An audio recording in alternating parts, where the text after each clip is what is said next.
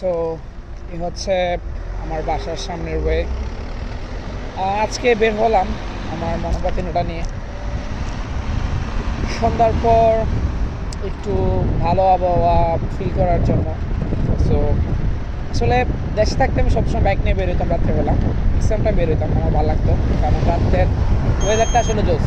মানে এরকম একটা বাইক বা এরকম বাইক জাতীয় যে কোনো যানবাহন, দুই চাকার যে কোনো যানবাহন নিয়ে আসলে এই যে বাইরের পরিবেশটা ফিল করার আনন্দটা আসলে অন্যরকম।